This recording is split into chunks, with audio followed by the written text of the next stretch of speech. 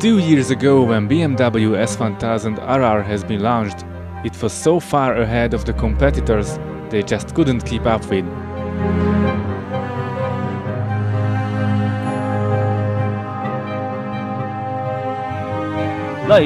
So what would they say if there was a new one?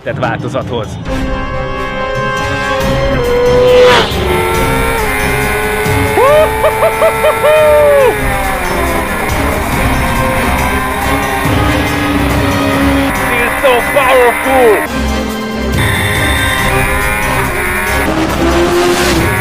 Oh, smooth!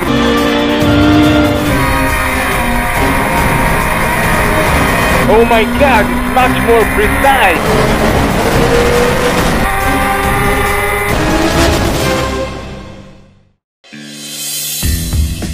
The S1000RR has won all the group tests of its category throughout the world, but the Bayern engineers didn't rest on their laurels. Despite of the smashing success, they knew well there is need for some refinement on the RR, because it was a bit harsh in some ways.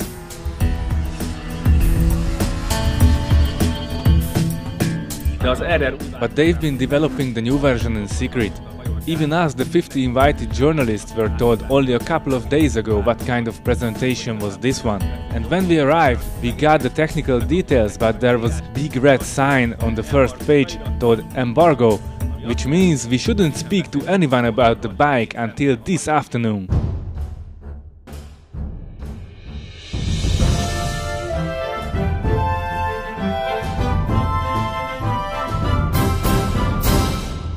The race ABS and the dynamic traction control has been refined, and the suspension geometry was also modified. The wheelbase is 9.3 mm shorter, the steering head angle is a bit sharper, and the afterrun is longer.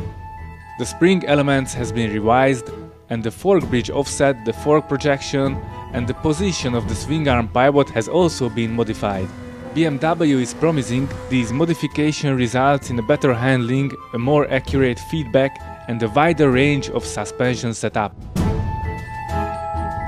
The end power of the 193 HP engine hasn't been changed, but the power delivery has been smoothened in every mode, and the twisting force of the throttle grip was also reduced.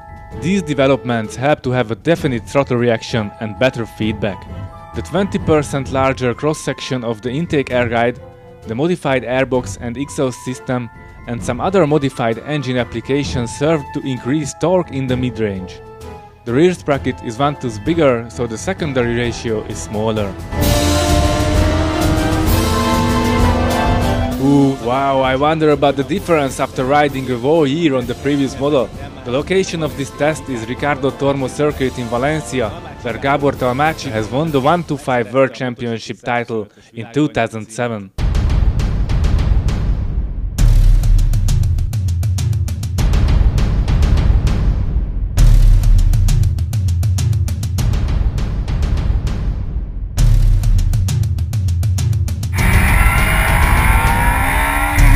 First I'm trying out the rain mode until I get familiar with the track. This mode is the most protective. The traction control and the ABS is stupid proof. And the end power is also restricted to only 163 HP. Only 163 HP. It sounds funny, eh?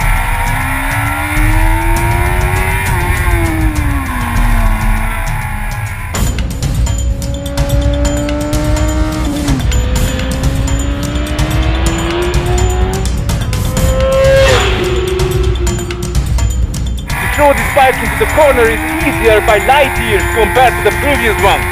As I stand it up on the acceleration, the lean angle sensor informs the ECU there is no more need to work the traction control, and the bike revving up better and better.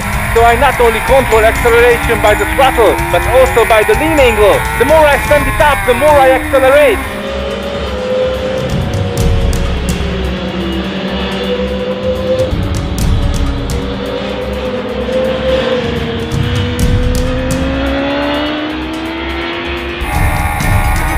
The rain mode is much stronger now. The throttle response is better, and I still feel like the electronics are totally stupid proof.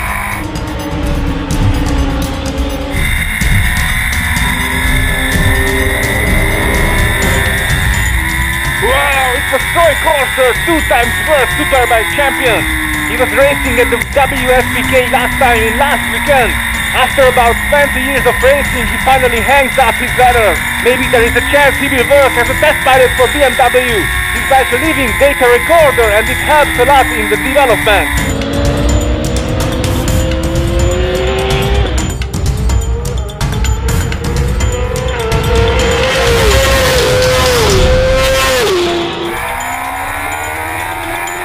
Now I'm a bit more familiar with the track, so I switched on to sport mode. But as I was braking later and shorter, it was a bit frightening as the race ABS gave the braking power away at the end of the main straight. It works very smoothly and no question it is the best anti-lock brake system on the market. But the sport mode is not for this kind of pace. It's great for beginner track day riders and great for the road. But on this track I brake from 270.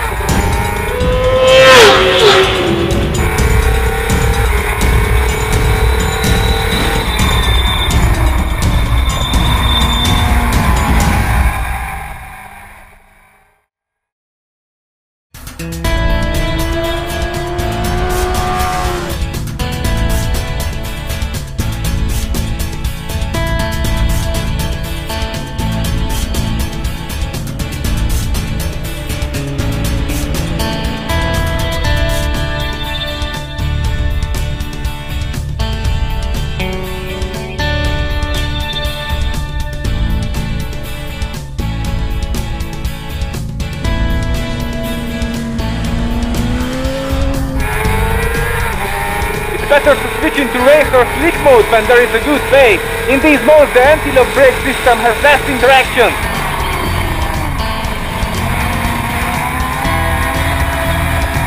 In race and slick mode I've never felt the ABS system was working. Well, that means only one thing, I should be faster.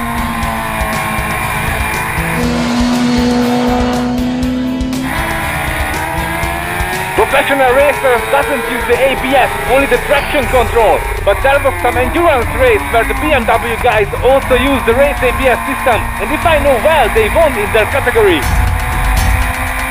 The traction control is phenomenal, and this brutal force really needs the help of the electronics. It works so effortlessly, we don't need real race tires. We are testing the bikes on this half racetrack, half road Metzeler Racetrack K3. As I open the throttle coming out of a corner, I can't feel anything at all about the system calculates the loads under my seat. There is no delay or no twitch at all, but I can see it's only the yellow indicator lamp flashing all the time, so it works hard.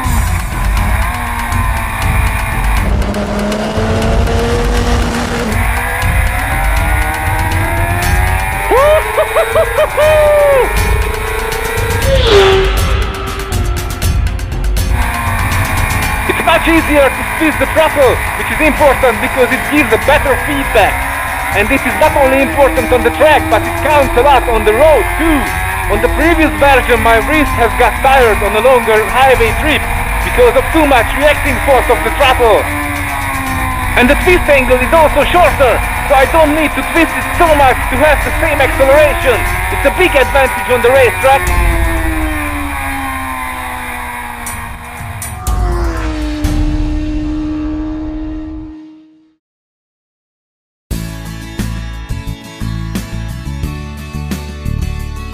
When did you decide to redesign this bike? After the launch of the previous one. we decided in 2010 that we will bring a facelift, and yeah, it was in January 2010. What are the most important changes which are you proud of? I'm really proud about the handling, the new handling. The new one is even better as the previous one. The handling is one important, better feeling for the feedback, and the dynamic traction control. We make a new application for the dynamic traction control. How the Superbike World Championship development affected on this standard bike?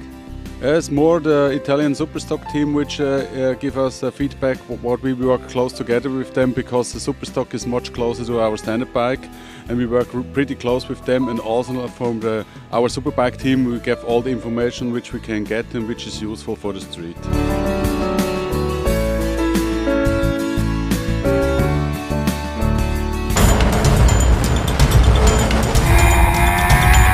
bike is much more easy to shepherd into the corners, and there is much more feedback from the front. The handling is definitely better.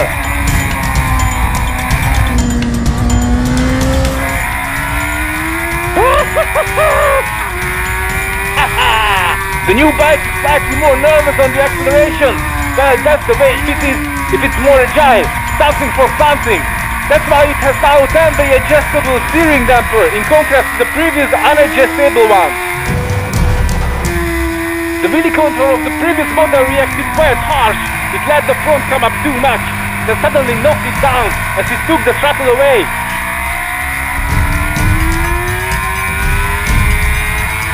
It was okay for the amateur riders because they couldn't fall back on full throttle despite of the 193 HP, but the professional riders didn't like it. They have needed a more effective system which saves valuable cents from that time. The new system is much better, it's smarter and more handy, but from the racer's point of view, it's still not effective enough. The torque curve is punchier in the mid-range, exactly to say, from 5,000 to 7.5.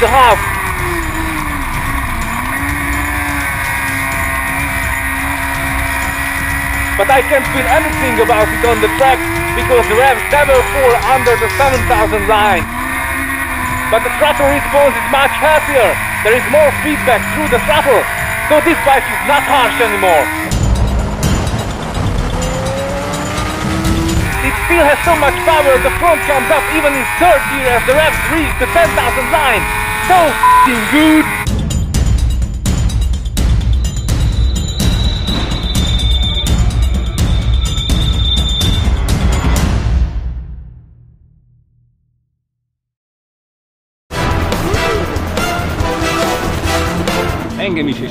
I was impressed about the second generation of the BMW Road Legal Superbike, and also the journalist colleagues were. The electronic systems gone through a big improvement as the suspension, the handling, the power delivery, and it also has optional heated grips. No BMW without that. And the crazy, unbelievable end power is still there, of course. Now I'm really looking forward to the answer of the competitors. Lépni a konkurens gyártók.